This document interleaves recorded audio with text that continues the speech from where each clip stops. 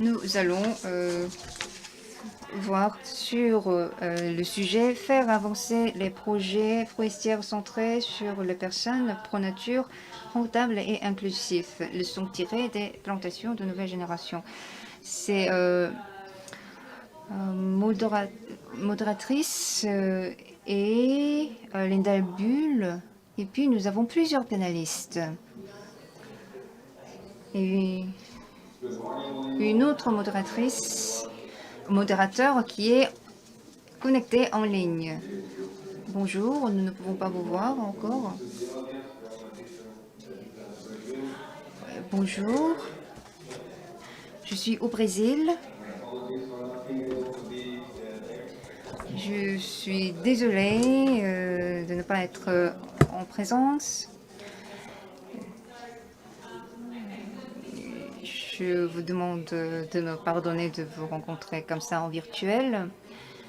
Donc, il va animer cette session en virtuel.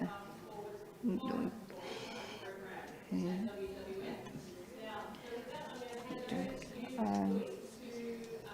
il travaille au sein de WWF.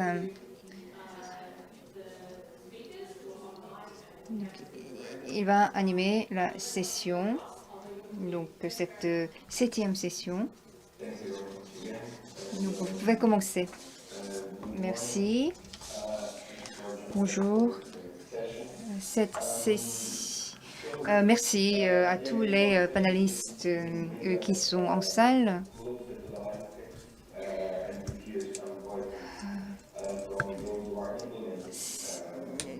Pour cette session, c'est pour entendre plusieurs voix, de diverses voix, sous de divers angles et plusieurs perspectives. Et ainsi, nous pouvons peut-être réfléchir ensemble. Alors, et peut-être le projet que nous sommes en train de mener, Beto, il peut peut-être expliquer. Il avait travaillé à Ouganda pendant 10 ans. Et maintenant, il mène le projet paysagère de paysage. Et aussi concernant les petits exploitants. Et Nguyen, le chef de projet de WWF de Vietnam, lui, il va nous expliquer également le projet lié avec la certification, en fait, le projet de la forêt. Et Jonas Makovic,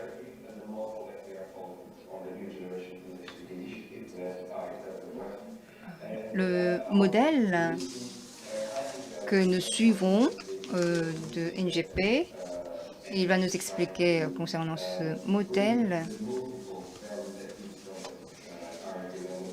Et comme ça, nous pouvons extraire les valeurs à travers toutes ces présentations sur divers projets. Donc, je vais inviter le panéliste.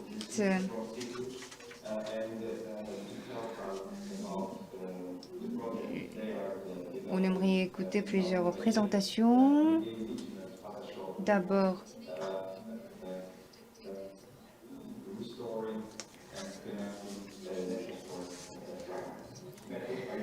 la présentation est sur la forêt naturelle. Est-ce que vous m'entendez bien? Oui, je vous entends bien. Bonjour. Bonjour. Tout d'abord, je remercie de m'avoir invité et me donner l'occasion de faire la présentation. Je vais d'abord partager mon écran. Vous me voyez, oui. Alors, le projet s'appelle Shapes of Nature, donc l'apparence de la nature.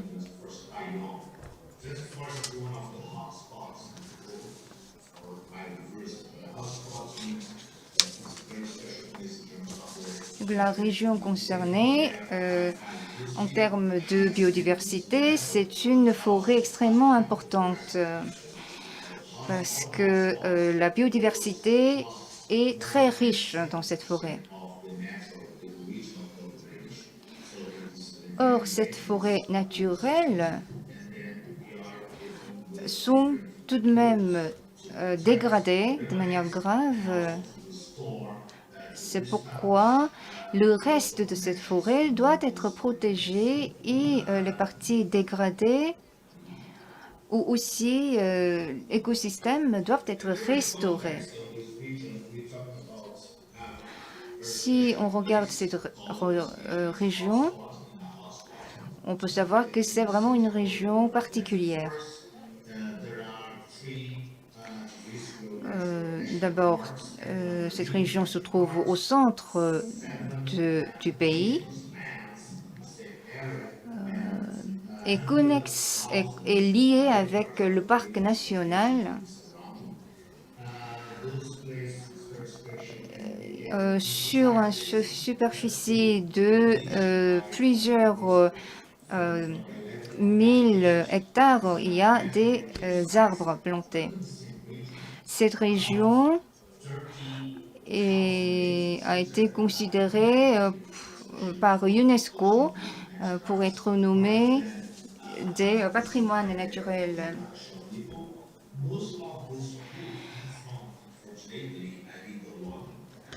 Malheureusement, ces régions est touchée par les déboisements déboisement illégal, surtout dans le parc national.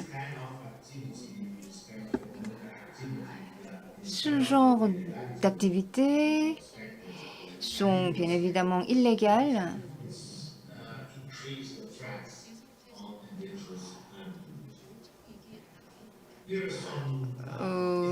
Menaçant ainsi les essences en voie d'extinction.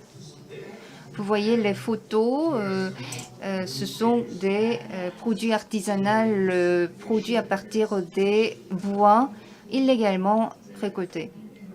Voilà, ce sont des articles qui écrivent sur ces problèmes.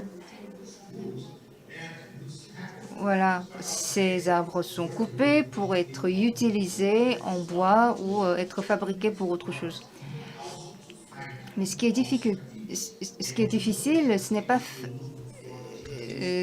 n'est pas arrêter ces activités illégales.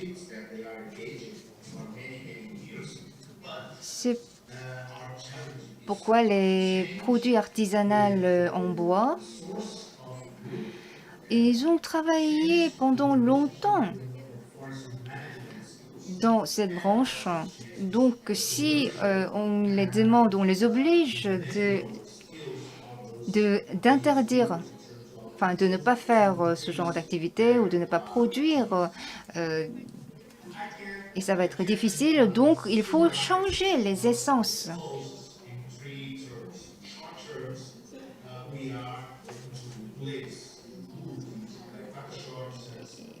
Et puis, donc, notre projet vise, en fait, notre projet consiste à remplacer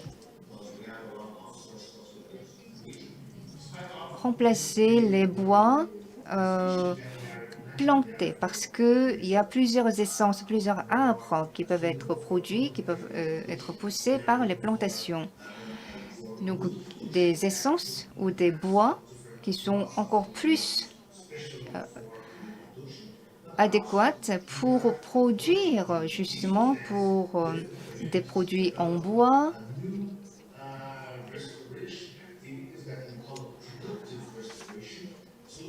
Et en plus de ça, les activités de restauration plus productive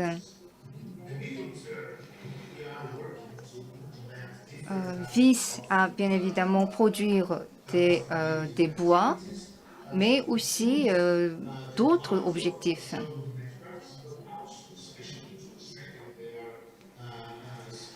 Donc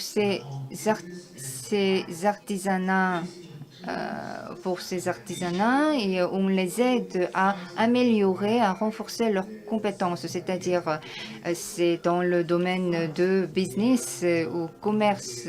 Donc, à part un versement de fonds, il y a une possibilité de faire des petits prêts.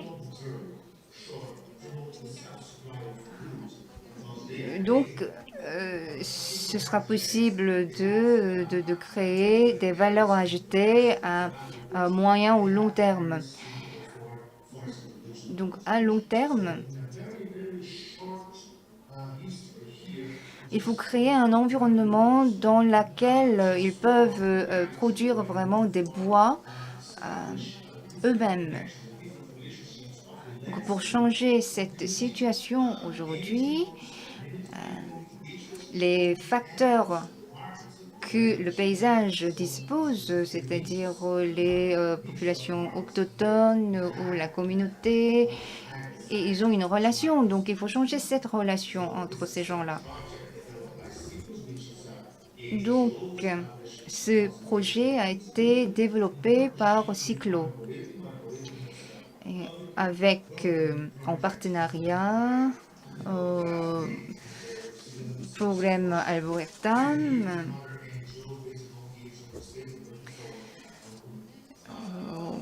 Nous menons ainsi plusieurs projets et plusieurs activités. Et concernant le capital environnemental, en fait, les activités pour les capitales environnementales, nous travaillons également. Merci beaucoup. Nous allons passer... Maintenant, nous allons vous poser des questions plus tard. Maintenant, nous allons passer écouter sur la situation d'Ouganda. C'est Candice qui va donc présenter. Est-ce que vous pourrez parler de projet de New Forest? Oui, est-ce que vous m'entendez bien? Chers participants, je vous remercie d'être venus ici pour m'écouter. Donc, je m'appelle Candice Taylor et je travaille pour l'entreprise New Forest. Notre entreprise mène des activités à Ouganda. Plus de 40 000 hectares sont gérés par notre entreprise et parmi ces terres, il y a également des zones de préservation et on a eu de la certification de notre activité. Nous avons un modèle de business de partage de valeur, c'est-à-dire nous collaborons avec les voisins et nous avons obtenu une licence pour nos activités. Il y a qu'une surface de terre. Nous entraînons ici comment éteindre les feux, etc. Il y a de la pauvreté et en ce qui concerne pour les petits exploitants, pour eux, ils ne peuvent pas attendre à ce que les arbres poussent. C'est-à-dire, comme ils ne peuvent pas attendre jusqu'à ce que les arbres atteignent la maturité, c'est comme ils ont besoin de l'argent, ils coupent précipitamment les arbres pour survivre. Et donc des projets appelés microfinance, on a beaucoup de projets qu'on mène ensemble, mais l'impact n'était pas suffisant. Et donc nous avons décidé qu'il faut une approche paysagère, c'est-à-dire cette approche est conforme à nos principes, c'est-à-dire de transformer nos voisins comme des protecteurs des paysages. Donc, ce que nous avons fait est que nous couvrons le marché de carbone et ainsi pour les zones protégées, nous devons gagner de bénéfices sur cela. Et également, pour les petits exploitants doivent profiter. C'est pour ça que nous avons mis un nouveau programme. Je pense peut-être que vous avez parlé des données sur ce programme. Et ainsi, nous avons pu mener un projet de carbone. Et nous avons donc engagé également des conseillers de carbone.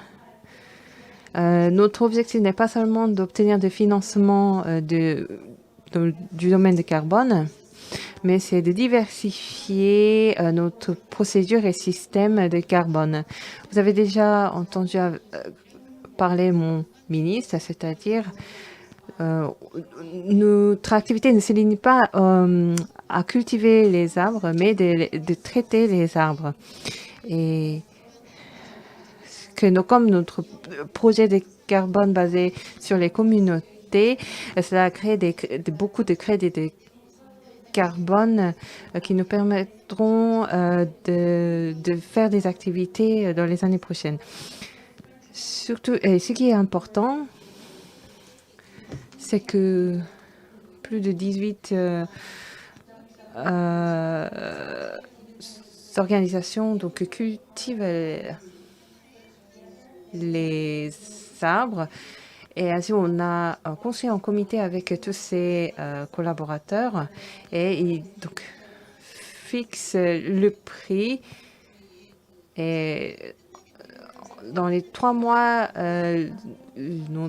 l'examen sera fini et ainsi nous pourrons définir le prix. Et nous avons obtenu beaucoup de soutien et je voudrais remercier cela.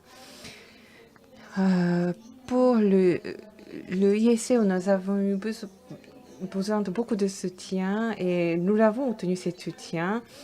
Et c'est grâce à ces aides que tout cela peut être accéléré. Le changement climatique, c'est la réalité. Et ainsi, ainsi cela crée des exigences encore plus dures.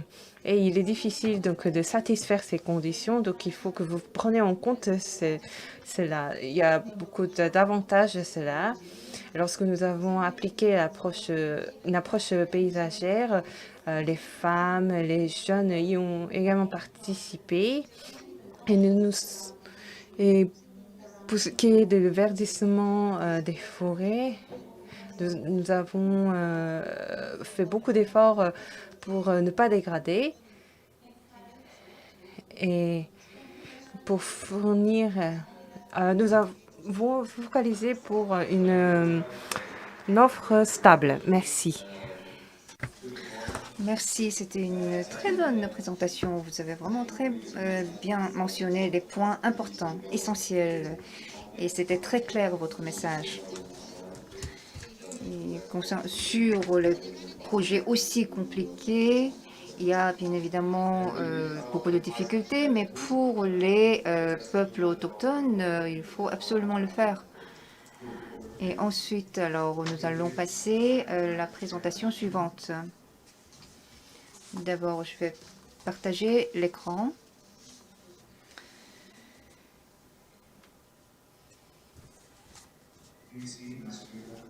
Est-ce que vous voyez mon écran?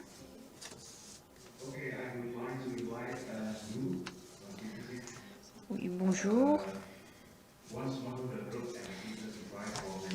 Je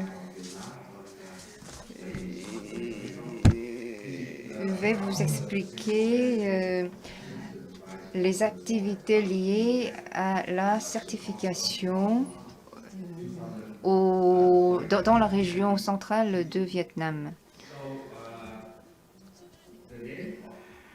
Dans cette région, en fait, pour les petits exploitants, nous avons le constat, en fait, c'est un projet, c'est un organisme qui travaille pour justement les petits exploiteurs. Ils essaient d'obtenir le certificat. En fait, au début, ils comptaient uniquement 200 personnes, mais aujourd'hui, ils sont à peu près 1000. Donc, 6000 hectares ont été certifiés. Et au début, ils étaient en fait des petits agriculteurs individuels, mais aujourd'hui, c'est devenu vraiment une association très active.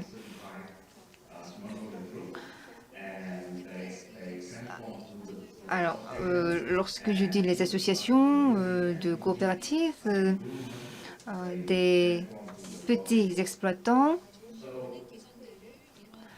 essayent de avoir l'amélioration pour justement obtenir le certificat.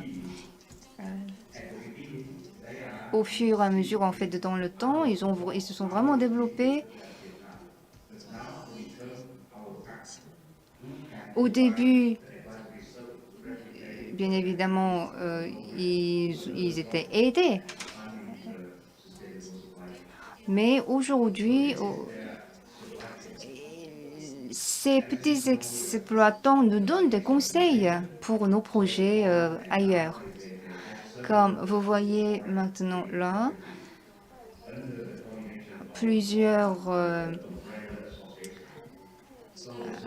associations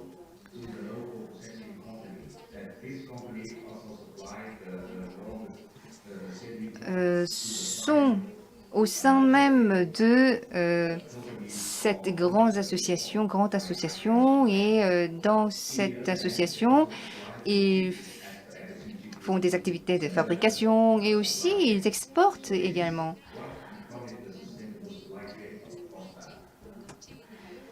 Donc, on voit, il y a vraiment les chaînes d'approvisionnement. Alors, c'est quoi leur rôle, enfin notre rôle, NGP? Au Vietnam, nous établissons une sorte de plateforme pour avoir plus de possibilités d'attirer l'investissement, rendre plus possible, donner plus de possibilités aux projets d'avoir des investissements ou de financement. À partir de 2019 jusqu'à maintenant, NGP, nous avons apporté de l'aide aux petits exploitants.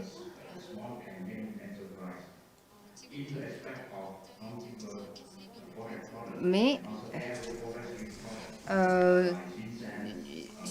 avant, c'était que les petits exploitants, mais aujourd'hui, ça a été un petit peu élargi. Donc, ces subventions de l'aide sont données également aux PME. Donc, le rôle de NGP est important pour donner les opportunités aux petits exploitants.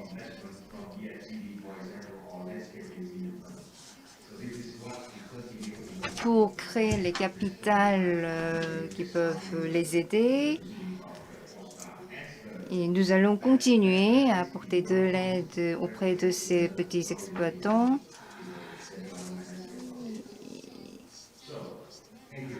Cette association qui s'appelle ROSA a commencé dans une région, mais ça peut élargir dans d'autres régions. Si vous avez des questions, je peux vous répondre. Merci. Merci.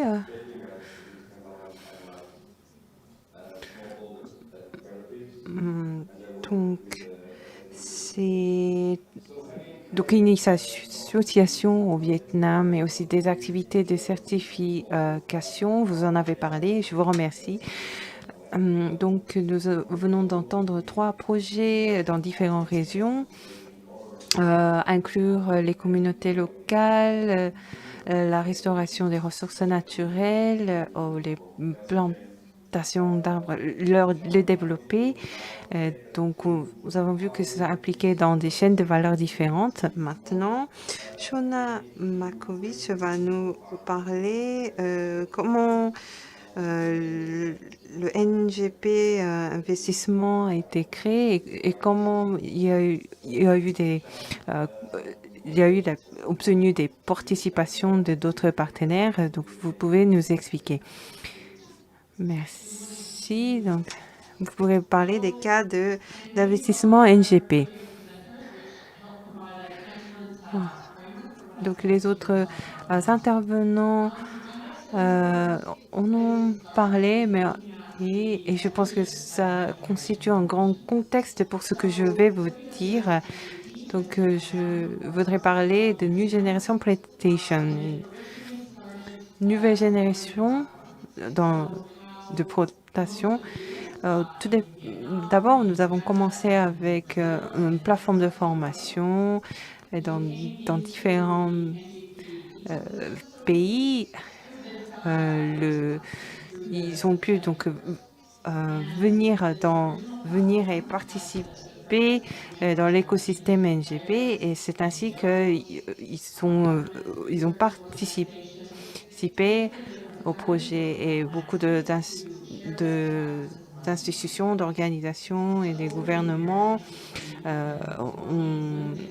On a créé donc une plateforme pour permettre l'apprentissage.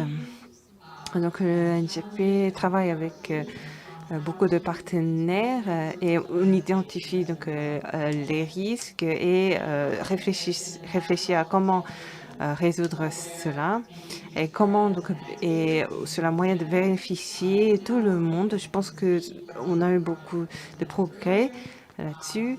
Maintenant, à travers les présentations que vous venez d'entendre, il y a de plus en plus de participation et beaucoup de projets sont en cours. La demande dans ces projets augmente.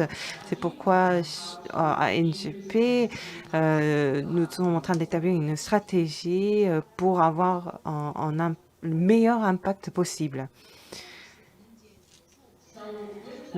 Donc, ainsi, pour ce faire, il faut donc vous donner une définition de notre valeur qui est spéciale. En fait, en tant qu'organisme qui met en œuvre des projets, nous avons déjà accumulé 12 ans d'expérience. Grâce donc ces expériences riches, nous avons pu donc donner des solutions pour des programmes forêt. Nous avons aussi beaucoup de partenaires comme WWS et les chercheurs aussi, où nous avons des partenariats solides avec les centres de recherche. Alors, comment NGP a financé de manière comment pourrait donner un financement adéquat aux développeurs de programmes et comment on a pu avoir eu des opportunités et quelle est l'opportunité qui a été la plus fructueuse pour cela en ce qui concerne les paysages forestiers.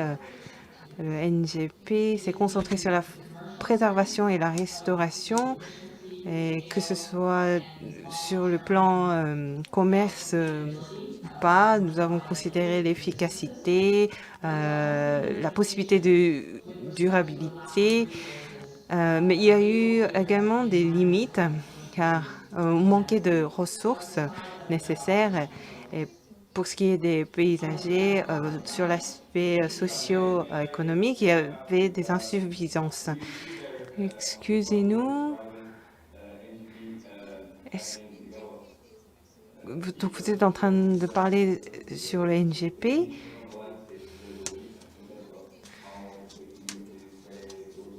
Est-ce que quand les conditions sur les paysages sont différentes, est-ce que vous avez eu une autre approche? Oui, c'est vrai, car grâce à beaucoup d'activités, donc nous avons pu se rendre compte de ces réalités. Les NGP appliquent deux approches avec des principes. Premièrement, c'est-à-dire de protéger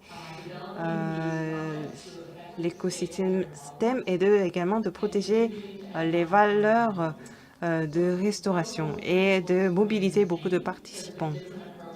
Et nous poursuivons également la croissance économique. Tous ces principes sont les mêmes, mais les cas d'application sont tous différents. Ce qui concerne Candice, vous avez parlé de New Forest Company. Pour ce cas, on l'appelle Community Bridge Company, car il y a des bénéfices de part et d'autre. Et pour le NGP, donc soutient les communautés locales et les entreprises pour réduire le risque et pour qu'ils puissent donc exploiter cette opportunité. Seul, on ne pourrait pas le faire, mais ensemble, on le peut. Et sur un autre aspect, pour le développement d'ordre commercial. Est-ce que vous m'entendez bien? Et pour la croissance commerciale de la communauté, par exemple l'exemple de Brésil, en ce qui concerne les paysages, il y a beaucoup d'activités et les communautés y participent. Donc grâce à des formations encore plus expertes, avec de l'expertise, nous avons pu élargir les champs d'application de ces projets. Et grâce à donc ces deux approches que nous appliquons, nous avons réalisé des projets et il y a d'autres approches que nous sommes en train d'appliquer sur la restauration et la préservation. C'est de la production durable et nous essayons d'améliorer le système d'agriculture. Pour le NGP, c'est qu'on a des approches différentes en fonction des paysages. Il y a certains cas où on s'intéresse sur un modèle spécifique, c'est-à-dire on s'intéresse uniquement aux forêts d'un point de vue commercial. Donc, nous voulons donner des solutions qui comprennent tout cela et donc les approches sont toutes différentes. Alors, donc, nous arrivons donc vers la fin de la session. Ces approches donc vont pu générer des profits que vous avez redistribués et nous devons aussi penser au carbone. Est-ce que pour le côté des investisseurs, est-ce que c'est rentable pour eux? Oui,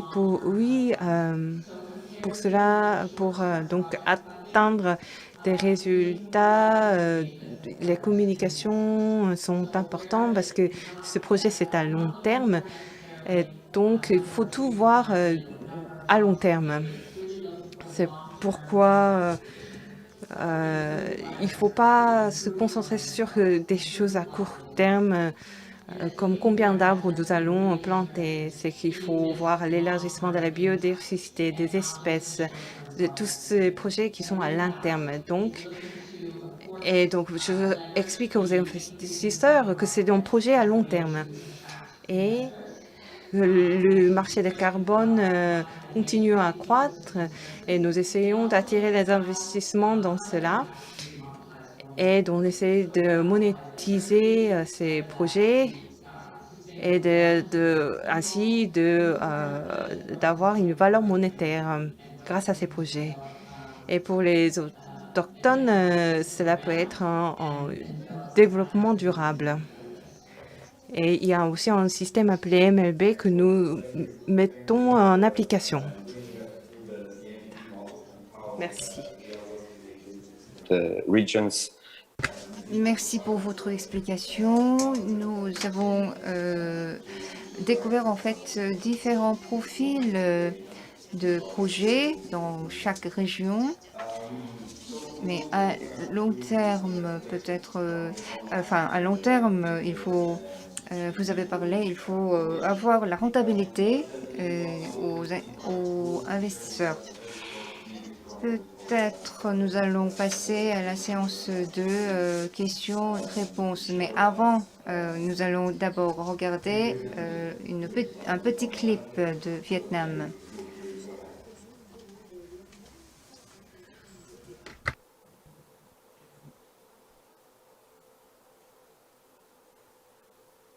You see that? Est-ce que vous voyez? Est-ce que vous entendez? Quản lý rừng bền vững gắn với nâng cao chuỗi giá trị rừng trồng có chứng chỉ quản lý rừng bền vững. La gestion durable des forêts est l'essentiel de développement des forêts. C'est pour réaliser les objets et pour répondre et pour atténuer le changement climatique. Tous ces résultats montrent la valeur de SFC.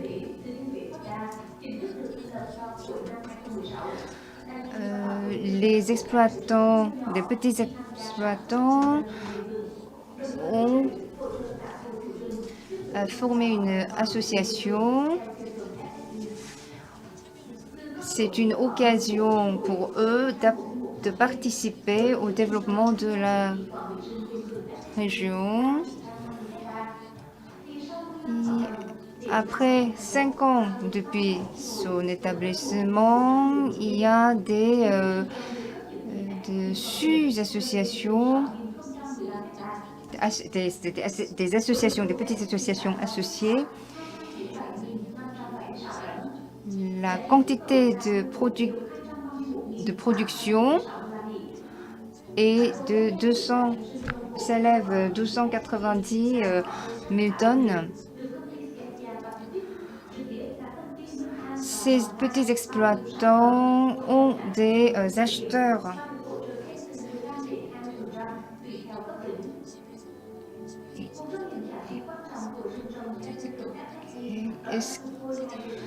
Tout ceci est la valeur de cette forêt certifiée est important également pour la conservation de biodiversité de la région. Donc, pour renforcer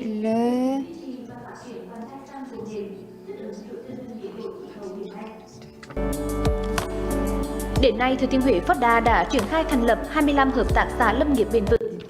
Et donc jusque-là, cette association, donc il y a eu des 25 différents syndicats et on a fourni de la formation pour les petits exploitants et on offre des divers services. Grâce à ces effets positifs, nous avons pu attirer le soutien de d'autres organisations et surtout il y a eu une visite d'un figure important et donc saluer l'effort pour avoir créé cette association et également à saluer les accomplissements réalisés. Et l'État et ainsi ce modèle a pu être mis à l'échelle et le WWF a aussi participé à d'autres événements et a parlé beaucoup de sujets comme le soutien de la production durable et a aussi également participé à d'autres réunions et où se réunissaient beaucoup de représentants des pays et ils se sont intéressés à ce modèle d'association qui est durable. Et tous les TTF qui ont donc bénéficié de ces soutiens, donc maintenant, et sont reconnus et sont reconnus dans le monde. Et aussi développer cette association, et la certification, le système de certification des FSC est constamment amélioré. Et pour mieux gérer cela, donc on offre des assistances techniques.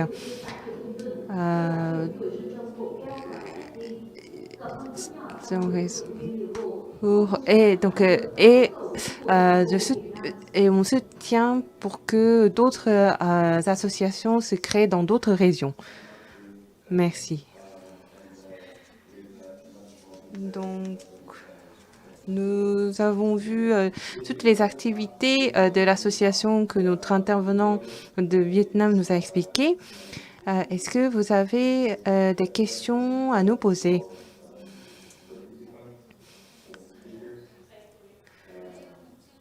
Merci. Est-ce que vous auriez des questions?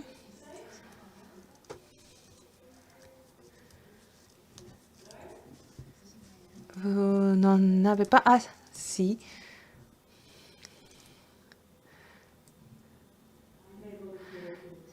Donc, j'ai une question.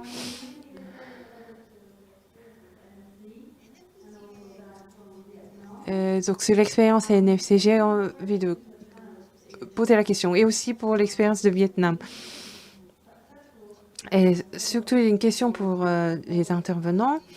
Jusque-là, donc la production des petits exploitants et la chaîne de valeur, vous avez donc parlé des cas de succès sur ces deux domaines. Et comment vous avez pu transformer un modèle qui crée beaucoup de valeur ajoutée? Je pense que vous avez dû rencontrer des difficultés. Et je pense que ce que vous avez fait, votre travail est très significatif. Et comment ce projet va évoluer dans le futur? Comment vous allez élargir ces projets qui est maintenant concentré sur les petits exploitants? Et comment pourrions-nous appliquer cela et comment relier avec les autres chaînes de valeur? Donc, vous avez eu réussi cela grâce à des syndicats et une association des petits exploitants. Mais si pour que les petits exploitants investissent davantage dans les forêts, vous avez besoin de grands partenaires. Alors, j'espère que vous avez bien compris ma question. Pourriez-vous répondre? Oui. Et nous allons aussi vérifier donc les questions que nous avons collectées en ligne. Est-ce que vous pouvez répondre? Oui, je vais répondre.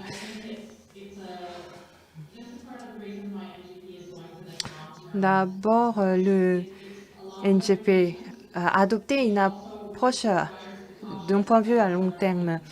C'est exactement pour les causes que vous venez de mentionner. C'est de ne pas vraiment complètement dépendre des donateurs. Et c'est pour ça que quand on travaille avec une entreprise, nous travaillons avec des entreprises qui ont une vision à long terme. C'est-à-dire des entreprises qui respectent l'indépendance. Et avec les donateurs, nous avons besoin de collaboration du fait du manque de ressources. Il y a des manques d'investissement dans des activités et ainsi le financement doit donc combler ce manque pour atteindre nos objectifs. It's a key. Oui, c'est vrai que cette continuité est très importante. Supplement for Oui, encore d'autres commentaires?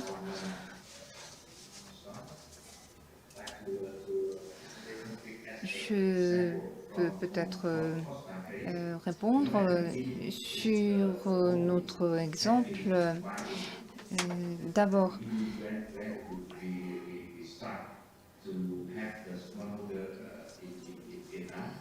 au début, ces petits exploitants au Vietnam, ils pensaient qu'ils développaient leur propre chaîne d'approvisionnement. C'est pourquoi cette société a joué un rôle d'encre. Alors, comme ça, c'était possible de recueillir, de cueillir plusieurs informations. Et entre les entreprises et aussi les petits exploitants, il fallait nouer des relations. Au moins pendant 5 minutes, nous avons réussi à avoir un contrat pour que ces petits exploitants puissent avoir de subventions ou de l'aide, au moins pendant 5 ans.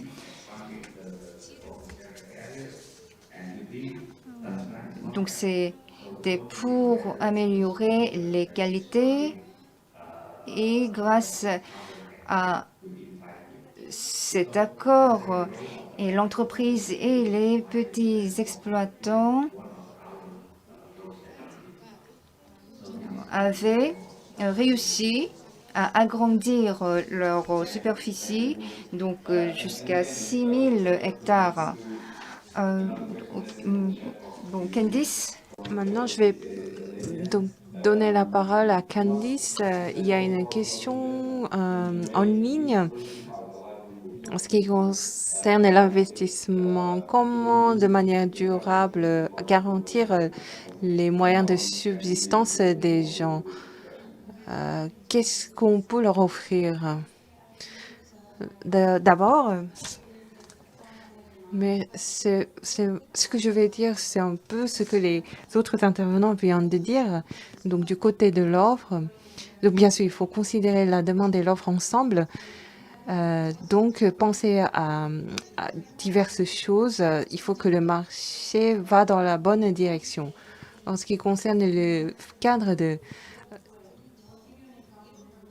régulation, il faut que la régulation accepte cela. En Ouganda, lorsqu'on examinait les marchés, c'était même si on a obtenu la certification, on ne peut pas augmenter le prix, car c'est vrai qu'il y a beaucoup de bois, et parmi ces bois, il y a des bois qui ne sont pas certifiés. Mais pour l'Ouganda, 90% des investissements dans les infrastructures proviennent de l'étranger. Même si ces bois sont d'activité illégale et ne sont pas certifiés, ils sont quand même utilisés et vendus. Donc, il faut considérer tous les signaux de marché et des institutions. Donc, si on pouvait améliorer cela, à ce moment-là, on pourra développer un modèle plus meilleur modèle. Donc, pour la deuxième question, il y a beaucoup de modèles pour l'agriculture et la foresterie. En ce qui nous concerne, nous collaborons avec les partenaires de microfinancing, car nous ne pouvons pas offrir des prêts aux exploitants, mais d'obtenir des informations et des connaissances sur la finance et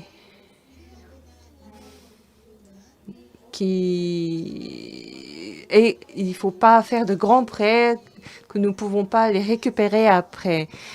Et il y a d'autres cas, d'autres exemples, les incendies, c'est la gestion des incendies ou aussi de la gestion de la sécurité.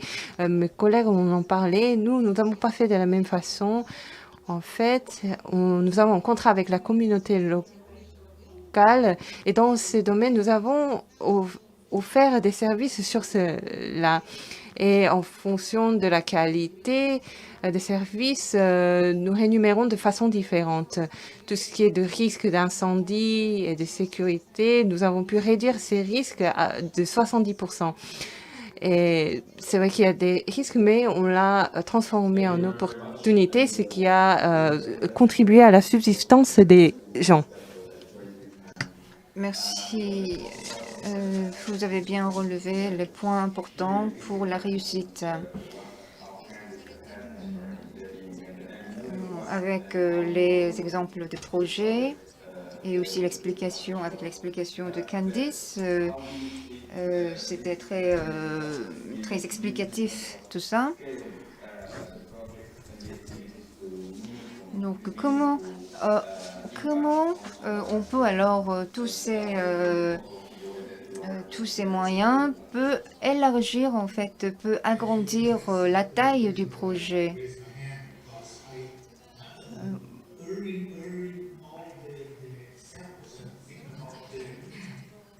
Bon, nous avons écouté plusieurs exemples et je crois qu'il y a énormément d'énergie pour ces projets. Il y a beaucoup d'opportunités, on peut travailler ensemble, on peut mener des activités ensemble. Et si on compare avec un laboratoire chimique, il y a tout en fait, il y a beaucoup de facteurs, beaucoup d'éléments, les parties prenantes. Et si tout ça fonctionne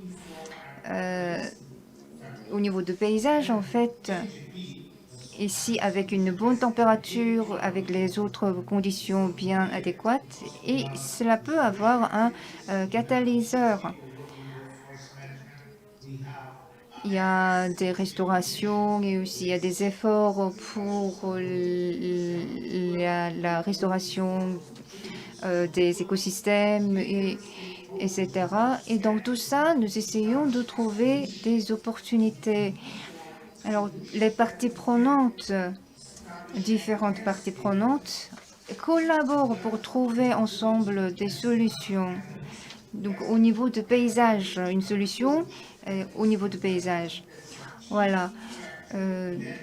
À ce moment-là, si il y a vraiment un élément catalyseur, ce sera vraiment très bien. Donc, voilà. Je pense dans l'exemple de Vietnam, s'il y a quelque chose qui peut jouer le rôle de catalyseur, cela peut apporter encore beaucoup plus de choses. Merci.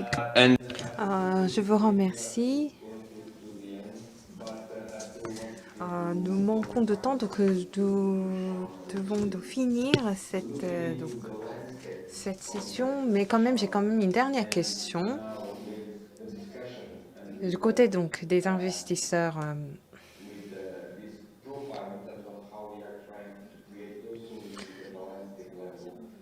c'est donc solution dans une approche paysagère. Il y a plusieurs contextes tous différents. Trouver donc des objectifs, élaborer des modèles pour trouver des solutions. Et donc, cela peut ne pas est-ce que cela correspond aux exigences sur le terrain? Je pense que le fait que le NGP a avec succès investi dans beaucoup de projets ces dernières années, 10 millions d'euros de fonds ont été investis dans les projets et nous avons mené les projets à succès. Et cela...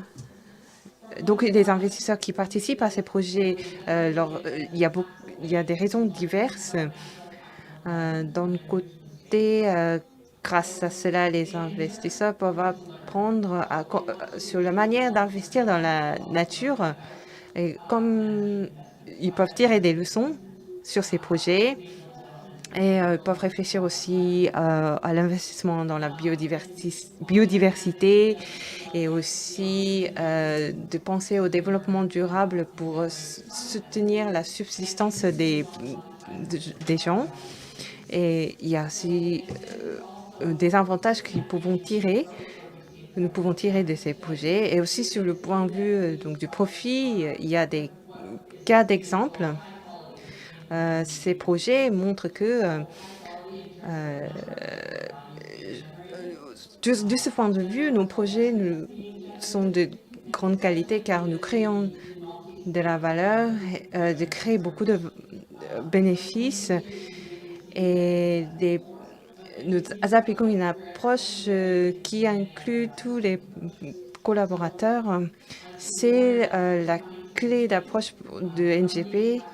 Et donc, c'est pourquoi beaucoup d'investisseurs s'y intéressent, car nous créons de l'impact et nous pouvons donc monétiser en plus ces bénéfices, ce qui attire les investisseurs. Alors, je passe la parole à Linda. Vous pouvez peut-être fermer la session. Donc, nous avons écouté pendant cette session les 3 exemples de chaque région, des régions différentes. Et selon l'environnement de région, comment nous devons s'adapter, comment notre comportement doit changer et aussi comment construire et comment composer les différents investissements. Voilà, nous avons pu apprendre beaucoup de choses et j'espère que c'était aussi fructueux pour vous aussi. Merci beaucoup. Je remercie tous les panélistes et aussi Candice qui était là avec nous. Merci. Bon, il nous reste la dernière séance qui va être aussi intéressante. Les chargés de projet